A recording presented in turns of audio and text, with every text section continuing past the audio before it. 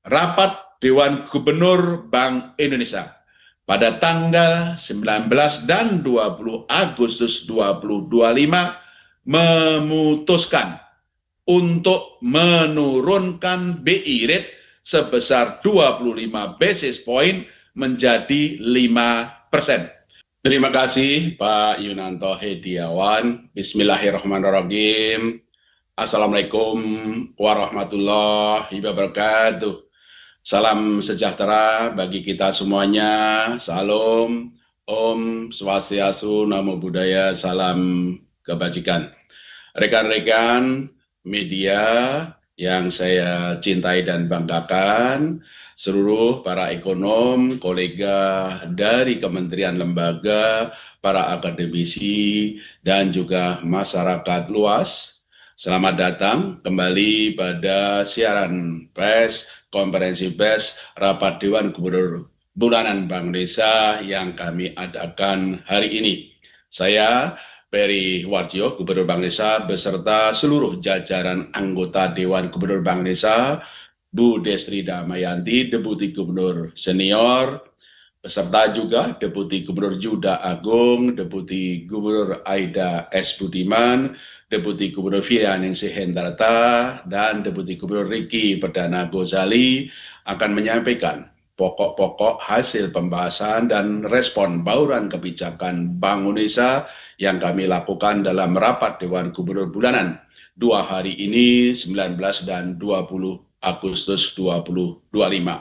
Sebelum kami menyampaikan pokok-pokok hasil rapat Dewan Gubernur ini, perkara kami mewakili Bank Indonesia beserta seluruh jajaran Dewan Gubernur dan pegawai Bank Indonesia mengucapkan hari ulang tahun ke-80 Republik Indonesia, bersatu, berdaulat, rakyat sejahtera, Indonesia maju. Mari kita tingkatkan sinergi dan koordinasi untuk Indonesia maju, Dirgahayu Republik Indonesia. Baik, kami akan menyampaikan pokok-pokok hasil pembahasan, baik perkembangan, prospek, maupun juga arah bauran kebijakan Bank Indonesia. Pembahasan kami akan sampaikan dari asesmen dan prospek ekonomi global, ekonomi domestik, dari stabilitas moneter, makrobudensial, sistem pembayaran, dan respon bauran kebijakan Bank Indonesia yang kami putuskan dalam rapat Dewan Gubernur 19 dan 20 Agustus 2025 ini. Perkenalkan kami memulainya dari asesmen dan prospek perekonomian global.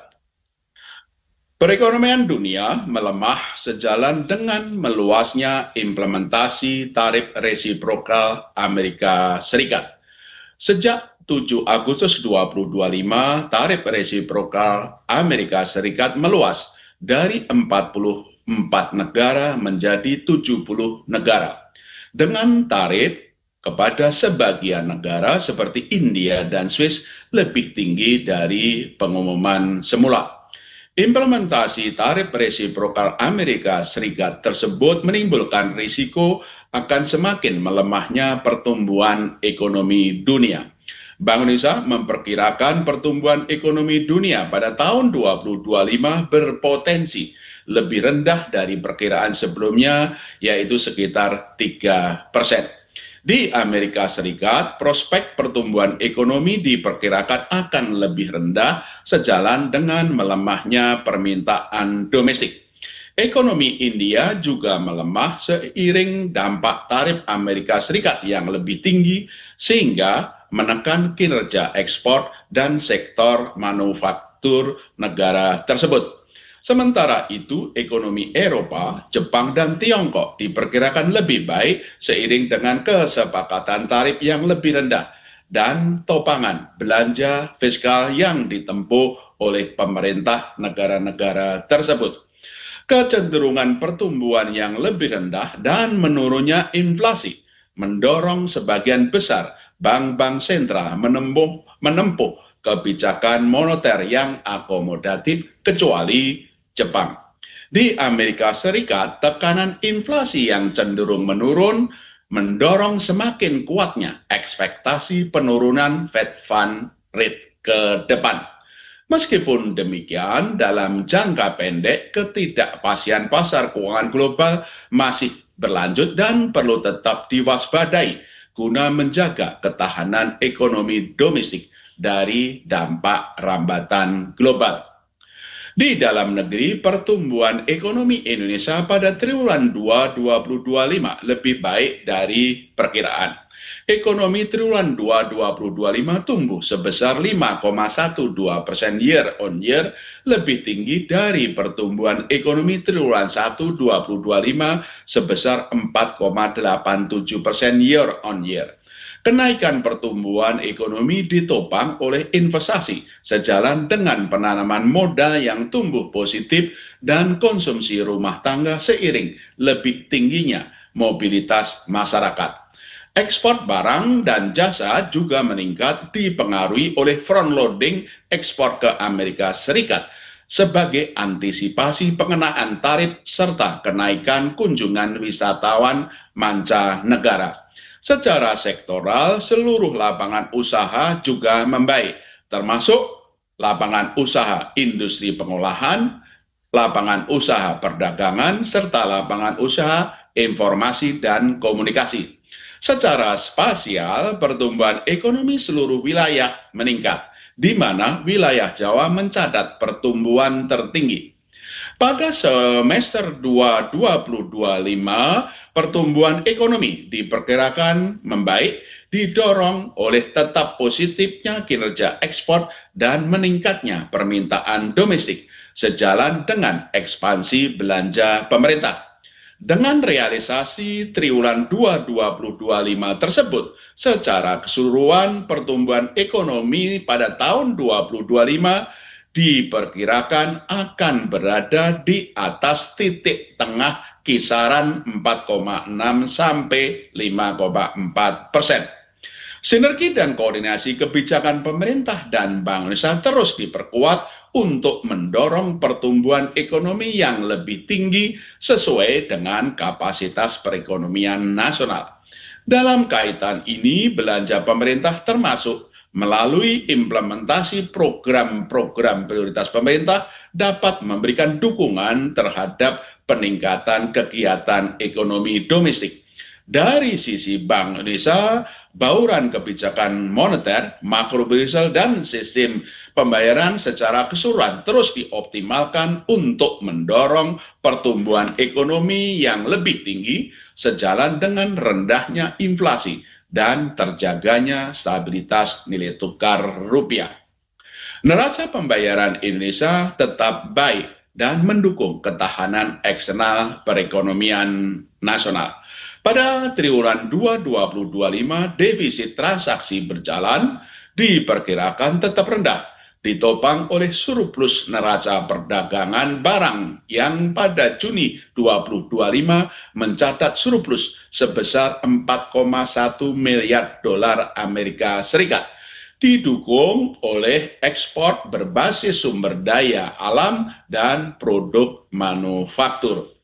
Pada triwulan 3 2025, aliran masuk investasi portofolio ke SBN terus berlanjut, di mana pada Juli dan Agustus 2025, data hingga 15 Agustus 2025 mencatat net inflow masing-masing sebesar 1 miliar dolar Amerika Serikat. Perkembangan positif juga terjadi di pasar saham yang mulai mencatat net inflow pada bulan Agustus 2025 seiring dengan perbaikan prospek perekonomian Indonesia dan tren penurunan suku bunga yang ditempuh oleh Bank Indonesia.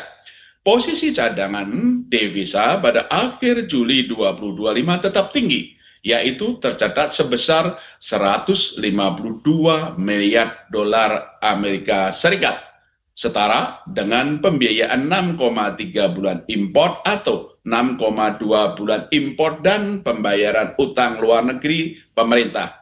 Posisi cadangan devisa tersebut berada di atas standar kecukupan internasional sekitar 3 bulan impor. Neraca pembayaran Indonesia pada tahun 2025 diperkirakan tetap baik, ditopang oleh defisit transaksi berjalan yang rendah, yaitu dalam kisaran defisit setengah persen sampai dengan 1,3% dari PDB, dan surplus transaksi modal dan finansial yang berlanjut di tengah ketidakpastian global yang masih tinggi. Nilai tukar rupiah tetap stabil dengan kecenderungan menguat, didukung kebijakan stabilisasi Bank Indonesia dan berlanjutnya aliran masuk modal asing. Nilai tukar rupiah terhadap dolar Amerika Serikat pada Agustus 2025, data hingga 19 Agustus 2025 menguat sebesar 1,29% point to point dibandingkan dengan posisi akhir Juli 2025. Perkembangan nilai tukar ini didukung oleh konsistensi kebijakan stabilisasi Bank Indonesia dan berlanjutnya aliran masuk modal asing terutama ke instrumen SPN serta meningkatnya konversi falas ke rupiah oleh eksportir seiring dengan penerapan penguatan kebijakan pemerintah terkait devisa hasil ekspor sumber daya alam (DHE/SDA). Kedepan, nilai tukar rupiah diperkirakan stabil dengan kecenderungan menguat, didukung oleh komitmen Bank Indonesia dalam menjaga stabilitas nilai tukar rupiah, imbal hasil yang menarik, inflasi yang rendah, dan prospek pertumbuhan ekonomi Indonesia yang membaik. Bank Indonesia terus memperkuat respon kebijakan stabilisasi termasuk intervensi secara terukur di pasar offshore NDF non-delivery forward di luar negeri dan strategi triple intervention pada transaksi spot, domestic non-delivery forward, dan SPN di pasar sekunder. Seluruh instrumen moneter juga terus dioptimalkan termasuk penguatan strategi operasi moneter pro market melalui optimalisasi instrumen sekuritas rupiah Bank Indonesia, sekuritas falas Bank Indonesia (SVBI) dan sukuk falas Bank Indonesia (SUVBI) untuk memperkuat efektivitas kebijakan dalam menarik aliran masuk investasi portofolio asing dan mendukung stabilitas nilai tukar rupiah. Inflasi indeks harga konsumen pada Juli 2025 tetap terjaga rendah dan mendukung stabilitas perekonomian. Inflasi IHK Juli 2025 tercatat rendah, yaitu sebesar 2,37% year on year, ditopang oleh inflasi inti dan administered prices yang menurun, serta inflasi volatile food yang terkendali. Inflasi inti turun menjadi 2,32% year on year, dipengaruhi oleh konsistensi suku bunga kebijakan moneter dalam mengarahkan ekspektasi inflasi sesuai dengan sasarannya, serta imported inflation dan harga pangan global yang rendah. Inflasi kelompok volatile food terkendali sebesar 3,82% year on year, didukung oleh terjaganya kecukupan pasokan komoditas pangan utama dan eratnya sinergi pengendalian inflasi oleh tim pengendalian inflasi pusat dan daerah TPIP, TPID melalui Gerakan Nasional Pengendalian Inflasi Pangan GNPIP. Sementara itu, inflasi kelompok administered prices menurun menjadi 1,32% year on year. Kedepan, Bank Indonesia meyakini inflasi tahun 2025 dan 2026 tetap terjaga rendah dalam sasaran 2,5 plus minus 1%. Inflasi inti diperkirakan tetap rendah seiring ekspektasi inflasi yang terjangkar dalam sasaran, kapasitas ekonomi yang masih besar, imported inflation yang terkendali, dan dampak positif dari digitalisasi. Selain itu, inflasi volatile food diperkirakan terkendali, didukung oleh sinergi pengendalian inflasi Bank Indonesia dengan pemerintah baik di pusat maupun di daerah. Bank Indonesia terus mengoptimalkan strategi operasi moneter pro market untuk memperkuat transmisi penurunan suku bunga dari BI rate ke suku bunga pasar uang dan perbankan. Penurunan BI rate sebesar 100 basis point sejak September 2024 telah diikuti penurunan suku bunga di pasar uang, meskipun langkah lebih lanjut perlu ditempuh untuk mempercepat penurunan suku bunga perbankan. Di pasar uang, sejalan dengan penurunan BI rate pada Juli 2025 dan operasi moneter Bank Indonesia, suku bunga Indonesia terus menurun. Dari sebelum pengumuman penurunan BI rate pada Juli sebesar 5,14% menjadi 4,78% pada 19 Agustus 2025.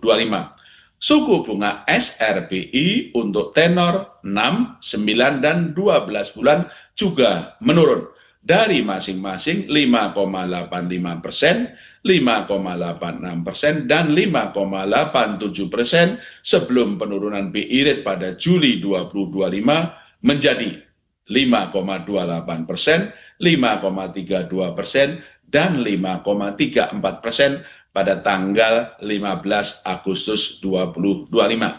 Imbal hasil SPN untuk tenor 2 tahun menurun dari 5,86% menjadi 5,54%. Sementara untuk tenor 10 tahun menurun dari 6,56% menjadi 6,40%. Suku bunga deposito 1 bulan juga mulai menurun, yaitu dari 4,85% pada Juni 2025 menjadi 4,75% pada Juli 2025. Sementara itu, penurunan suku bunga kredit perbankan masih berjalan lambat. Pada Juli 2025, suku bunga kredit perbankan tercatat sebesar 9,16%, masih relatif sama dengan bulan sebelumnya. Bank Indonesia memandang suku bunga kredit perbankan perlu terus menurun sehingga dapat mendorong peningkatan penyaluran kredit pembiayaan untuk mendukung pertumbuhan ekonomi yang lebih tinggi.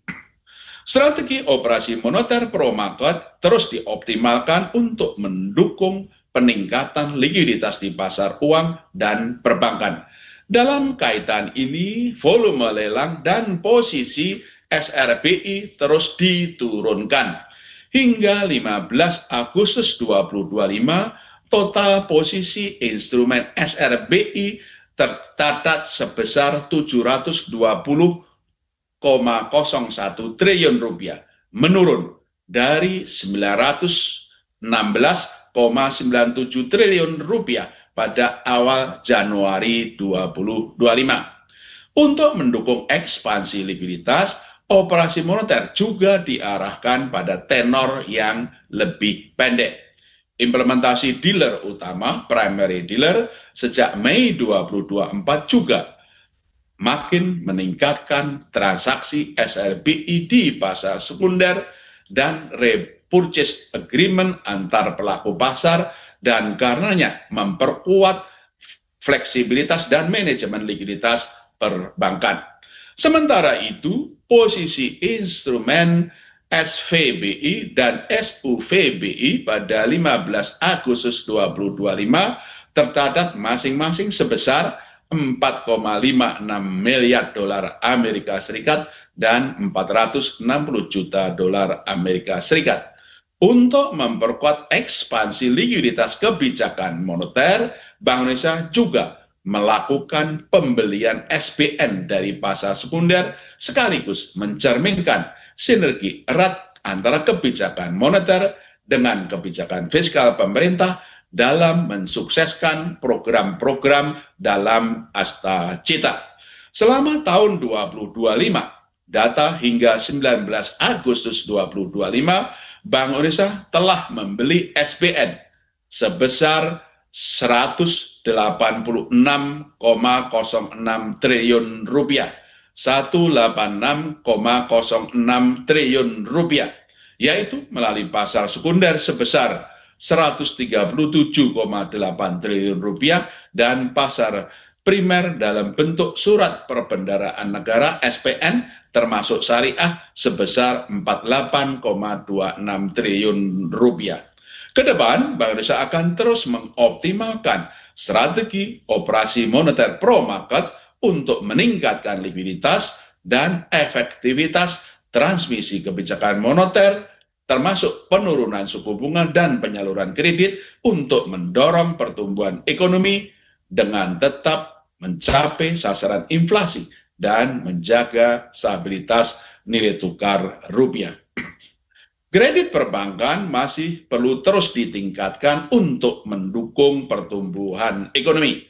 Kredit perbankan pada Juli 2025 tumbuh sebesar 7,03% year on year, menurun dibandingkan dengan pertumbuhan pada Juni 2025 sebesar 7,77% year on year. Dari sisi penawaran, di tengah penurunan suku bunga moneter, pelonggaran likuiditas dan insentif kebijakan makroprudensial yang ditempuh Bank Indonesia, perilaku perbankan masih cenderung berhati-hati dalam menyalurkan kredit, antara lain tercermin pada standar penyaluran kredit atau lending standar yang meningkat.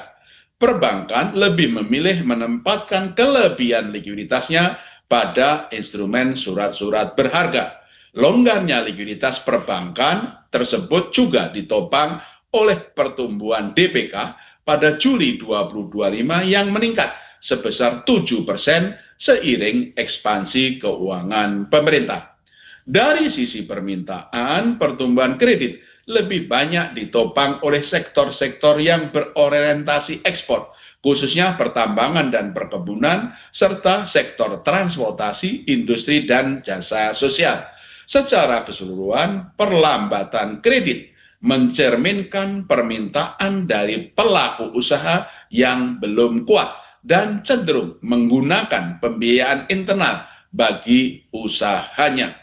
Berdasarkan penggunaan, pertumbuhan kredit konsumsi dan kredit modal kerja belum kuat, yang masing-masing tumbuh sebesar 8,11% year on year dan 3,08% year on year. Sedangkan kredit investasi tumbuh tinggi sebesar 12,42% year on year, sejalan dengan tingginya pertumbuhan investasi. Sementara itu, pembiayaan syariah tumbuh sebesar 8,31% year on year, sedangkan pertumbuhan kredit UMKM masih rendah sebesar 1,82% year on year. Kedepan, Bank Indonesia akan terus mendorong penyaluran kredit pembiayaan perbankan, termasuk melalui kebijakan makroprudensial yang longgar dan mempererat sinergi dan koordinasi kebijakan dengan Komite Stabilitas Sistem Keuangan KSSK.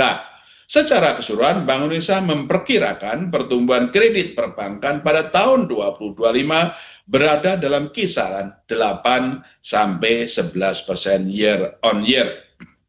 Bank Indonesia terus memperkuat implementasi kebijakan insentif likuiditas makroprudensial KLM untuk mendorong pertumbuhan kredit pembiayaan perbankan.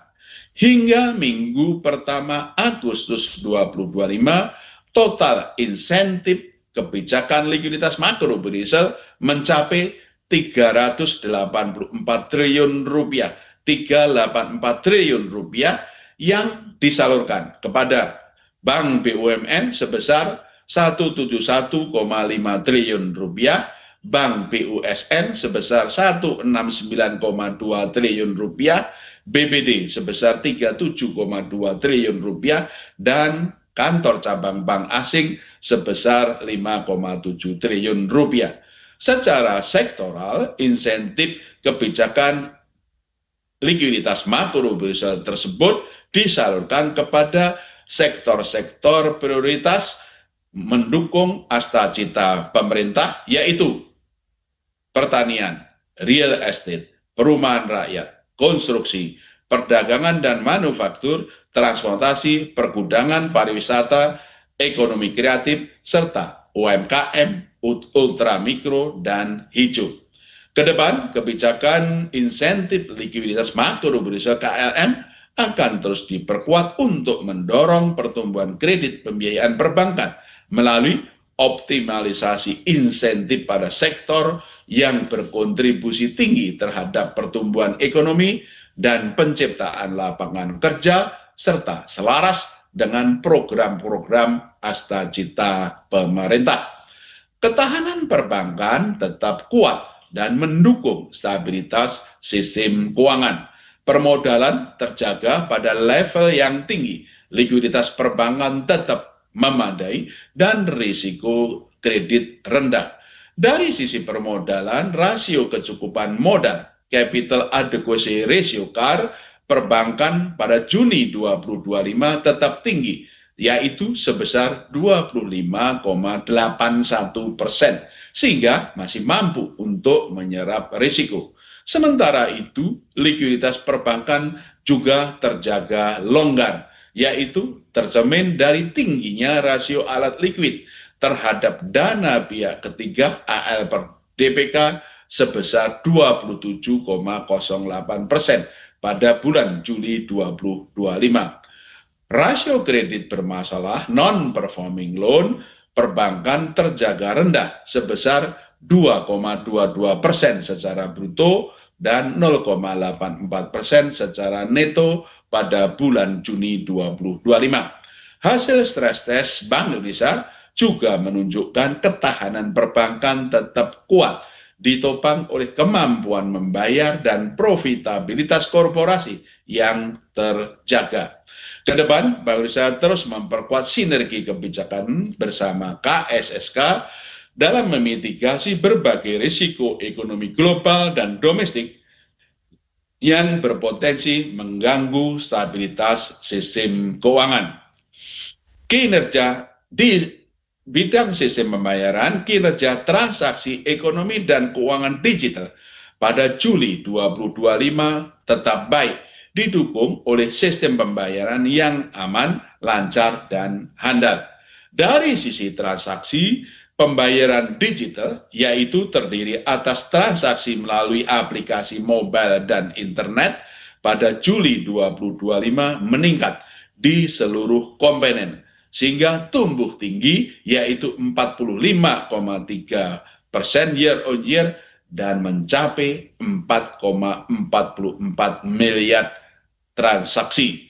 Sejalan dengan peningkatan jumlah pengguna dan merchant, volume transaksi aplikasi mobile dan internet meningkat masing-masing sebesar 26,07% year on year dan 12,68% year on year, termasuk volume transaksi pembayaran digital melalui QR Indonesian Standard (QRIS) yang tumbuh sangat tinggi, yaitu 162,77% year on year.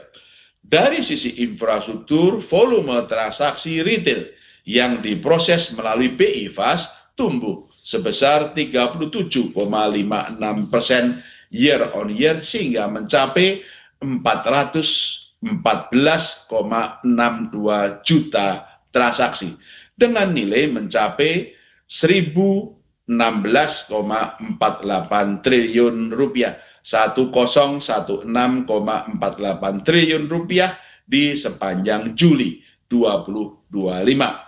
Volume transaksi nilai besar yang diproses melalui BI RTGS Real Time Gross Settlement tercatat sebesar 959,32 ribu transaksi dengan nilai sebesar 19.791,9 triliun rupiah. 19.791,9 triliun rupiah di sepanjang Juli 2025. Sementara dari sisi pengelolaan uang rupiah, uang kartal yang diedarkan UYD tumbuh 9,68% year on year menjadi Rp1.141,8 triliun, Rp1.141,8 triliun pada Juli 2025. Stabilitas sistem pembayaran tetap terjaga, juga ditopang oleh infrastruktur yang stabil dan struktur industri yang sehat. Infrastruktur yang stabil tercermin pada penyelenggaraan sistem pembayaran Indonesia (SPBI) yang lancar dan andal, serta kecukupan pasokan uang dalam jumlah dan kualitas yang memadai pada Juli 2025. Struktur industri yang sehat tergambar pada interkoneksi antar pelaku dalam sistem pembayaran yang terus meningkat dan diikuti oleh ekosistem ekonomi keuangan digital (EKD) yang meluas dan semakin terintegrasi. Transaksi pembayaran berbasis standar nasional Open API pembayaran (SNAP) juga meningkat sejalan dengan perluasan tingkat adopsi para pelaku perusahaan jasa sistem pembayaran. Kedepan, Bank Indonesia akan terus memastikan ketersediaan, keandalan, dan keamanan infrastruktur sistem pembayaran Indonesia (SPBI), baik retail maupun wholesale, serta infrastruktur sistem pembayaran industri. Dan untuk itu, Bank Indonesia juga terus menjaga ketersediaan uang rupiah dalam jumlah yang cukup dengan kualitas yang layak edar di seluruh wilayah Negara Kesatuan Republik Indonesia (NKRI), termasuk daerah terdepan, terluar, dan terpencil. Itulah rekan-rekan hasil asesmen perkembangan prospek dari perekonomian global, perekonomian nasional, kondisi moneter, makroprudensial, dan sistem pembayaran yang mendasari keputusan bauran kebijakan yang ditempuh Bank Indonesia. Dengan mendasarkan asesmen proyeksi dan berbagai arah ke depan tersebut, rapat Dewan Gubernur Bank Indonesia pada tanggal 19 dan 20 Agustus 2025 memutuskan untuk menurunkan BI rate sebesar 25 basis point menjadi 5%. Demikian juga suku bunga deposit facility turun sebesar 25 basis point menjadi 4,25%, dan suku bunga lending facility juga turun sebesar 25 basis point menjadi 5,75%. Keputusan penurunan suku bunga BI rate ini konsisten dengan tetap rendahnya perkiraan inflasi tahun 2025 dan 2026 dalam sasaran 2,5 plus minus 1%, terjaganya stabilitas nilai tukar rupiah, dan perlunya mendorong pertumbuhan ekonomi sesuai dengan kapasitas perekonomian. Kedepan, Bank Indonesia akan terus mencermati ruang penurunan suku bunga untuk mendorong pertumbuhan ekonomi yang lebih tinggi sejalan dengan rendahnya perkiraan inflasi dengan tetap mempertahankan stabilitas nilai tukar rupiah. Sementara itu, kebijakan makroprudensial longgar terus diperkuat untuk mendorong kredit pembiayaan, menurunkan suku bunga, dan meningkatkan likuiditas perbankan bagi pencapaian pertumbuhan yang lebih tinggi. Kebijakan sistem pembayaran juga diarahkan untuk turut menopang pertumbuhan ekonomi melalui perluasan akseptasi pembayaran digital, penguatan struktur industri sistem pembayaran, serta penguatan daya tahan infrastruktur sistem pembayaran. Arah bauran kebijakan moneter, makroprudensial, dan sistem pembayaran untuk mempertahankan stabilitas dan mendorong pertumbuhan ekonomi yang berkelanjutan tersebut didukung dengan langkah-langkah kebijakan Bank Indonesia sebagai berikut. Pertama, penguatan strategi operasi moneter pro market guna makin memperkuat efektivitas transmisi penurunan suku bunga, meningkatkan likuiditas, mempercepat pendalaman pasar uang dan pasar falas, serta mendorong aliran masuk modal asing dengan memperkuat efektivitas transmisi penurunan suku bunga melalui penyesuaian struktur suku bunga instrumen moneter dan swap falas dengan tetap menjaga daya tarik aliran masuk portofolio asing ke aset keuangan domestik, meningkatkan likuiditas di pasar uang dan perbankan melalui lelang sekuritas rupiah Bank Indonesia SRBI secara terukur dan pembelian surat berharga negara SBN di pasar sekunder, serta memperkuat peran dealer utama untuk meningkatkan transaksi SRBI di pasar sekunder dan transaksi repurchase agreement repo antar pelaku pasar. Kedua, penguatan strategi stabilisasi nilai tukar rupiah yang sesuai dengan fundamental melalui intervensi baik melalui transaksi spot dan domestic non-delivery forward di pasar domestik maupun transaksi non-delivery forward NDF di pasar luar negeri. Strategi ini disertai dengan pembelian surat berharga negara SBN di pasar sekunder untuk meningkatkan likuiditas dan menjaga stabilitas pasar keuangan. Ketiga, penguatan publikasi asesmen transparansi suku bunga dasar kredit SPDK dengan pendalaman pada suku bunga kredit berdasarkan sektor prioritas yang menjadi cakupan kebijakan insentif likuiditas makro Brusel KLM. Asesmen lebih lanjut ada dalam lampiran siaran pers ini.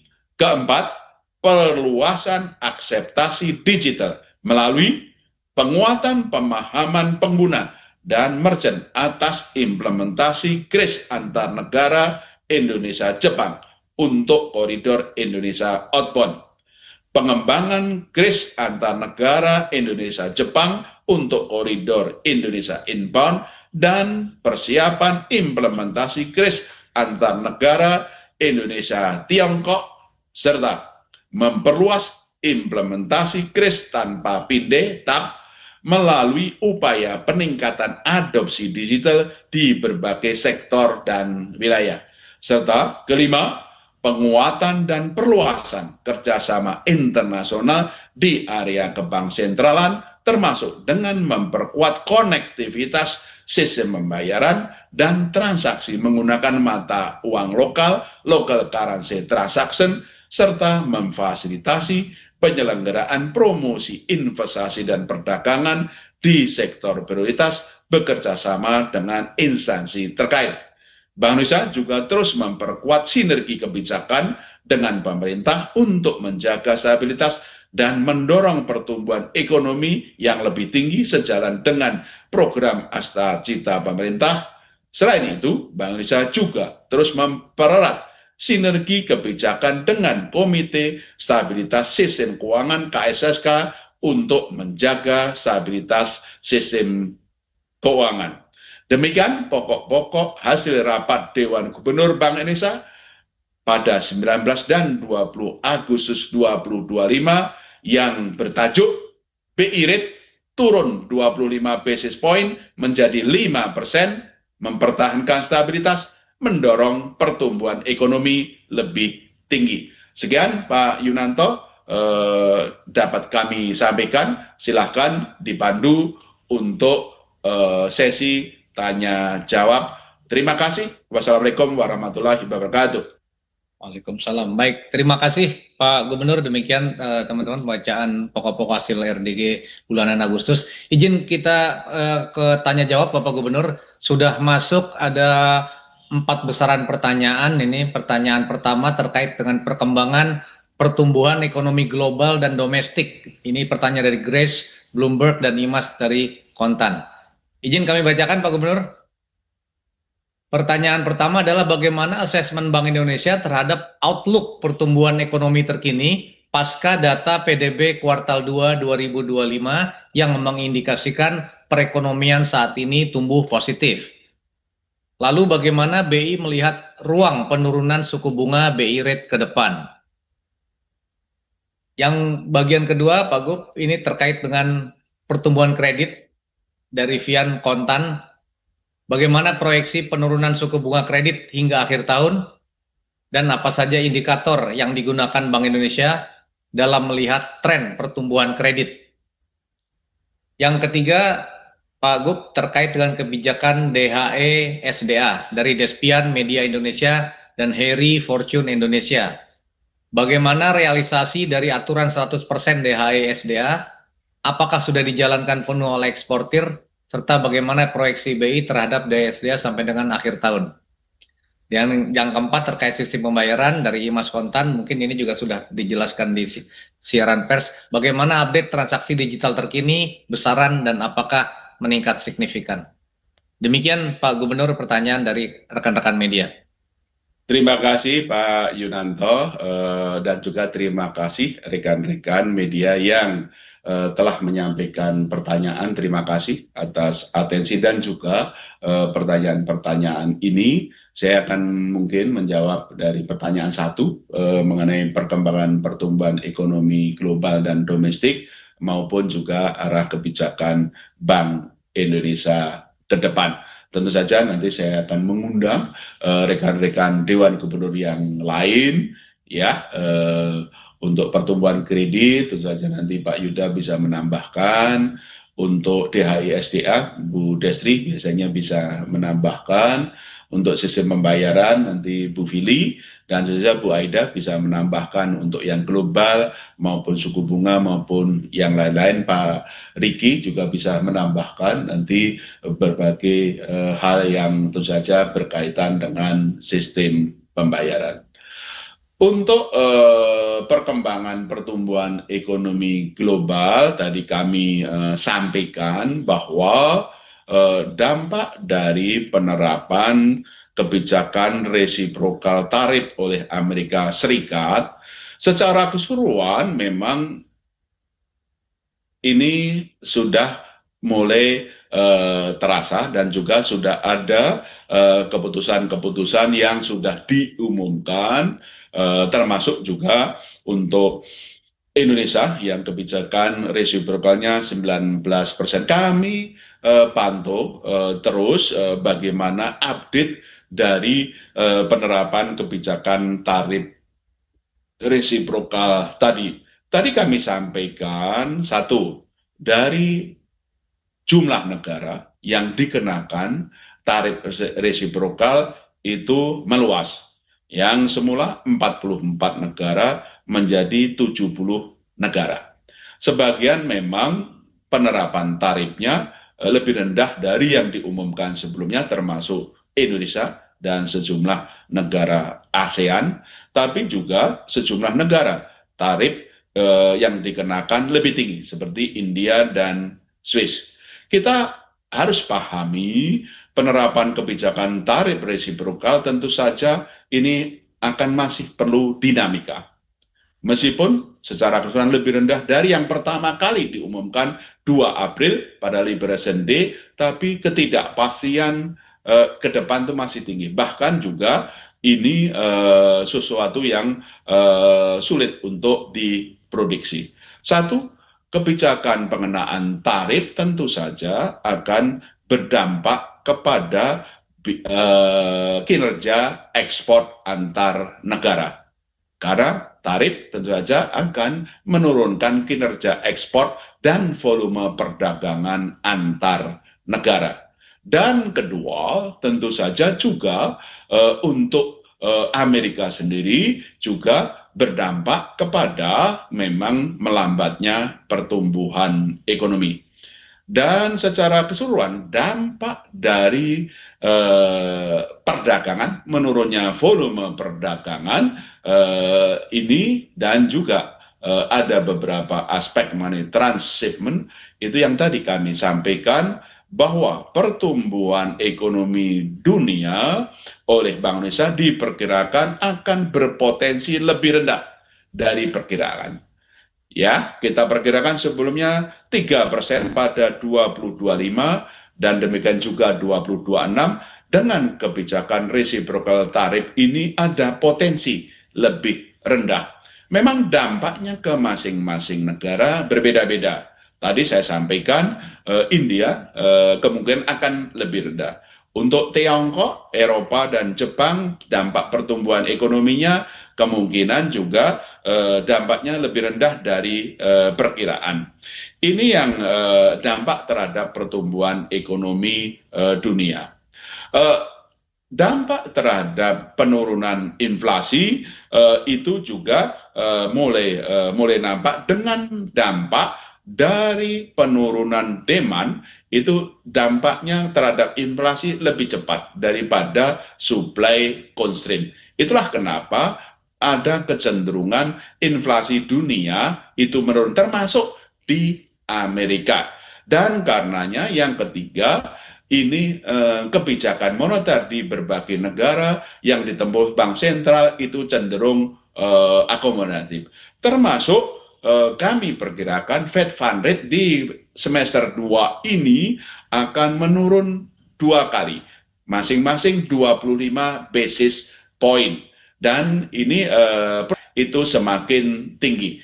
Itulah dampak dari kondisi pertumbuhan ekonomi global. Secara keseluruhan, trennya pertumbuhan ekonomi global akan menurun, inflasinya akan kecenderungan menurun, arah kebijakan moneter akan akomodatif, tapi tentu saja dalam jangka pendek karena ketidakpastian, kebijakan reciprocal tarif itu masih dinamis, masih akan terus bergerak. Inilah yang membawa suatu ketidakpastian pasar keuangan global jangka pendek yang harus tetap kita waspadai dan perlu kita respon, terutama di Indonesia. Menjaga stabilitas nilai tukar rupiah, dan alhamdulillah Bank Indonesia terus berkomitmen tinggi menjaga stabilitas nilai tukar rupiah. Nilai tukar rupiah terus stabil dan cenderung menguat di tengah ketidakpastian global dengan komitmen Bank Indonesia intervensi di offshore NDF maupun domestic non-delivery forward, spot, dan pembelian SPN dari pasar sekunder. Yang kedua, mengenai pertumbuhan ekonomi terkini pasca data PDB kuartal 2 2025, tadi kami sampaikan hasil pembahasan kami di rapat Dewan Gubernur di semester 2 ini pertumbuhan ekonomi Indonesia itu akan membaik. Satu, karena memang kinerja ekspor yang masih akan terus membaik ke berbagai negara dengan tentu saja dampak reciprocal tarif yang lebih rendah dari perkiraan, sehingga kinerja ekspor masih menjadi penopang pertumbuhan ekonomi dunia. Indonesia, mohon maaf, khususnya ekspor pertambangan, ekspor perkebunan kelapa sawit maupun ekspor yang lain berkaitan juga dengan di produk-produk untuk pertanian maupun perikanan. Satu. Yang kedua, belanja pemerintah akan ekspansi dan itu akan mendorong pertumbuhan ekonomi khususnya dari permintaan domestik. Dan ketiga, investasi di sejumlah sektor itu terus meningkat, khususnya sektor yang berorientasi ekspor, transportasi pergudangan, maupun juga sejumlah industri, termasuk juga alat untuk pertanian maupun juga untuk investasi di sejumlah proyek strategis. Dengan gerakan dan pertumbuhan ekonomi yang akan baik, termasuk juga kebijakan penurunan suku bunga Bank Indonesia, ekspansi likuiditas, dan juga makroprudential dan digitalisasi, kami memperkirakan dengan realisasi triwulan 2 2025 PDB 5,12% tersebut dan arah pergerakan ekonomi ke depan, Bank Indonesia memperkirakan bahwa pertumbuhan ekonomi untuk keseluruhan tahun 2025 akan berada di atas titik tengah 4,6 sampai 5,4%. Berarti di sekitar 5,1%. Bahkan kemungkinan akan bisa lebih tinggi, dan disitulah kenapa sinergi dan koordinasi kebijakan pemerintah dan bangsa terus diperkuat. Pemerintah akan terus meningkatkan belanja pemerintah. Dari sisi Bank Indonesia, kami tempuh kebijakan penurunan suku bunga, ekspansi likuiditas, insentif makrobudensial, digitalisasi, pendalaman pasar keuangan, dan semuanya itu diarahkan untuk bersama pemerintah untuk mendorong pertumbuhan ekonomi yang lebih tinggi. Nah, bagaimana BI melihat ruang penurunan suku bunga BI rate ke depan? Arah penurunan suku bunga BI rate selalu didasarkan satu adalah proyeksi inflasi 2 tahun ke depan, khususnya inflasi inti. Kami meyakini bahwa inflasi inti tahun ini dan tahun depan itu akan tetap rendah, yaitu di sekitar 2,5%. Nah, karena tetap rendahnya ini tentu saja memberikan ruang bagi penurunan suku bunga yang kami sudah tempuh 4 kali ini, dan kami terus mencermati ruang penurunan suku bunga ke depan. Kedua, bahwa pertumbuhan ekonomi yang kami perkirakan di atas titik tengah kisaran 4,6-5,4% itu masih di bawah kapasitas potensial perekonomian kita, atau istilah teknisnya output gap. Kesenjangan outputnya masih negatif. Artinya kapasitas perekonomian masih lebih besar dari permintaan. Dan karenanya kami sudah menurunkan suku bunga 4 kali, dan kami terus akan mencermati ruang penurunan suku bunga lebih lanjut.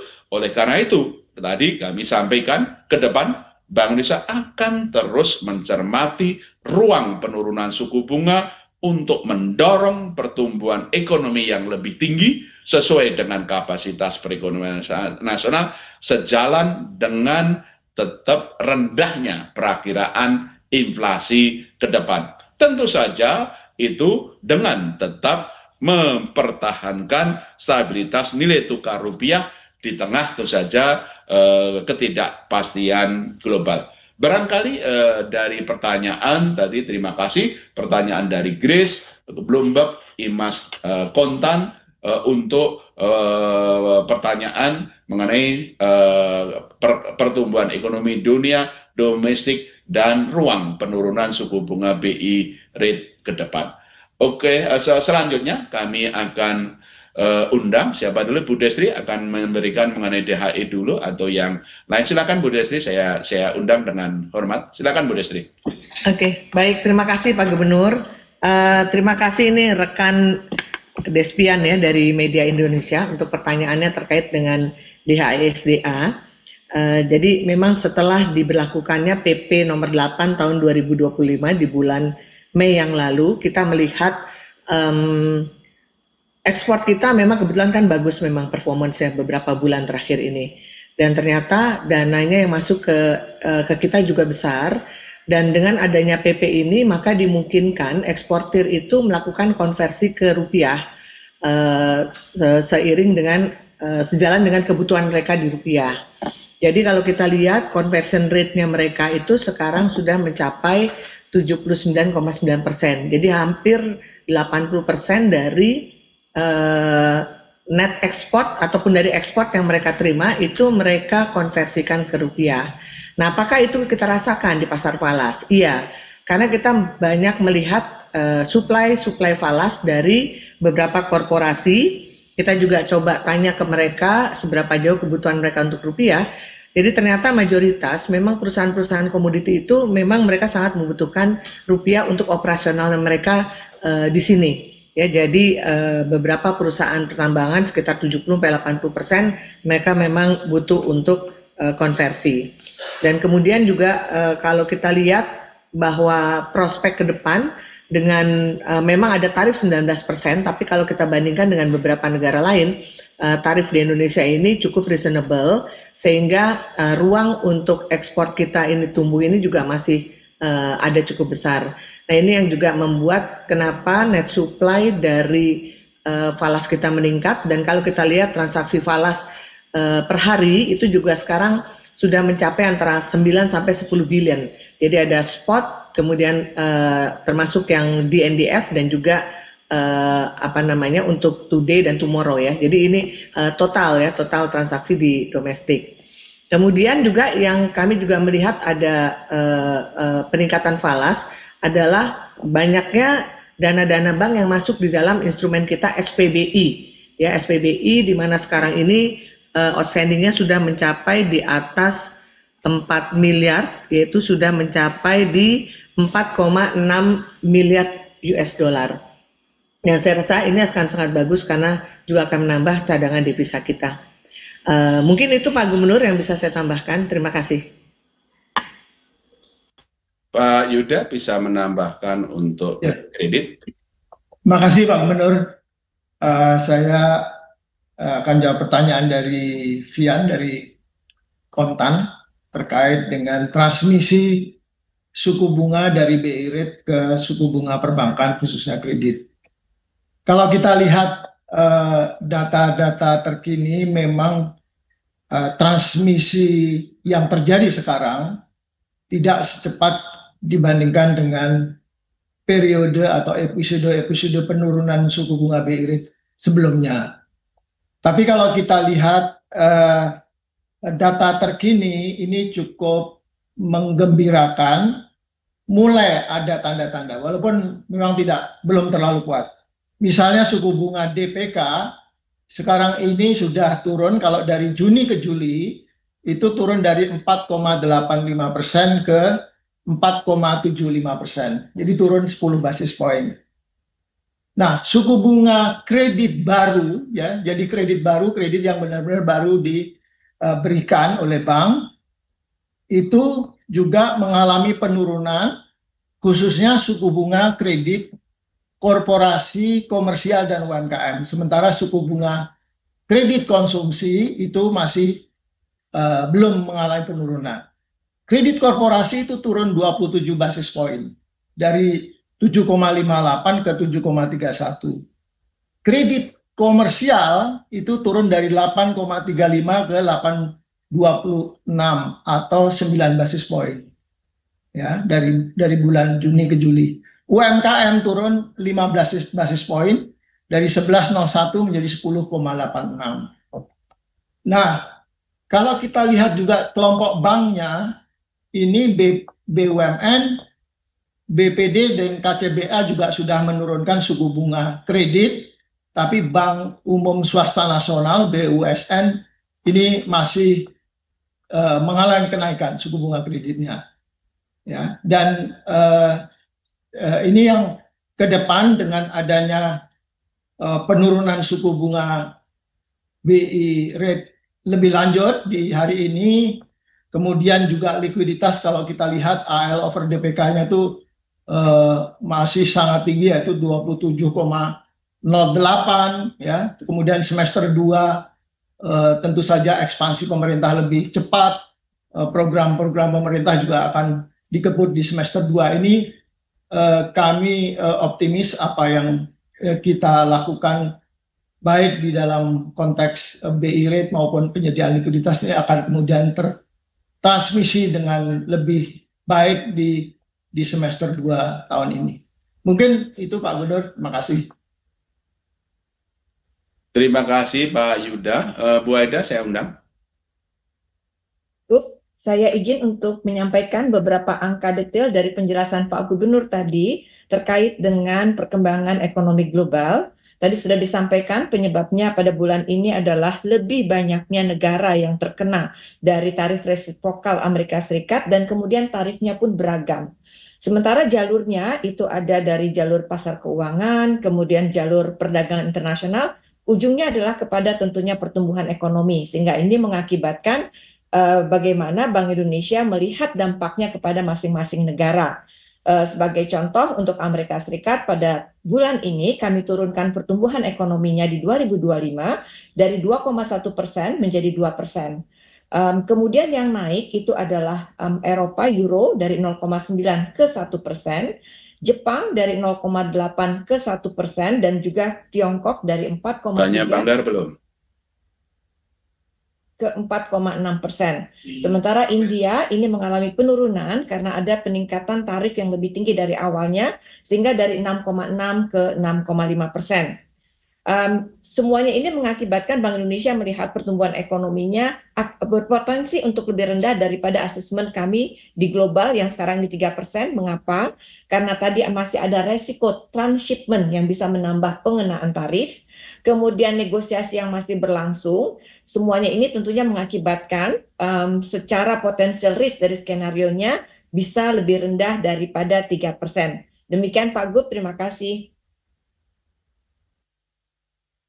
Terima kasih Bu Aida. Saya undang Bu Fili untuk sistem pembayaran, dan tentu saja nanti juga saya undang Pak Riki kalau ingin menambahkan. Bu Fili, silakan. Makasih Pak Gubernur, makasih teman-teman. Ada 2 pertanyaan. Yang pertama yang terkait dengan dari Mbak Imas ya, Kontan, terkait dengan transaksi e-commerce. Memang transaksi e-commerce ini masih tumbuh positif. Jadi kalau kita lihat di in term of volume, e-commerce ini tumbuh dia 6,64% month-to-month, dan secara year on year itu 16,89% atau sebesar 466,93 juta transaksi. Nah, sementara kalau kita lihat dari nominalnya transaksi e-commerce ini juga tumbuh secara month-to-month itu 6,41%, secara year on year itu 2,32% atau sebesar 44,4 triliun. Nah, tiket size juga sama, tiket size itu juga tumbuh. Tiket size itu dalam arti setiap transaksi ya, rata-rata transaksi itu sekitar Rp95.000 transaksinya. Nah, lalu pertanyaan yang kedua itu dari Mbak Monik terkait dengan kris.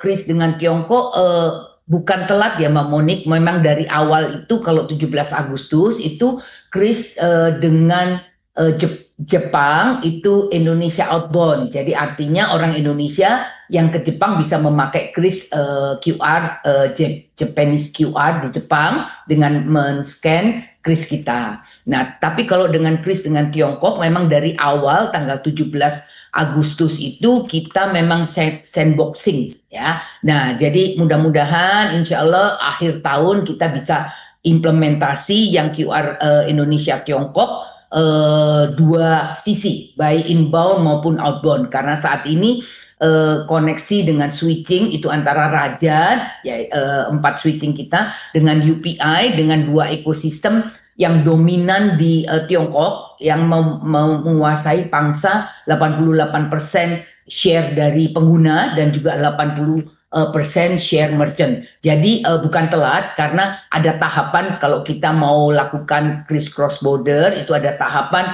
MOU dulu antara Bank Sentral, lalu antara industrinya, setelah itu pengembangan interlinking, lalu baru uji coba sandbox. Nah, ini pada tahapan terakhir uji coba sandbox, dan setelah itu kita implementasi. Jadi itu yang bisa saya sampaikan. Terima kasih. Terima kasih Bu Fili.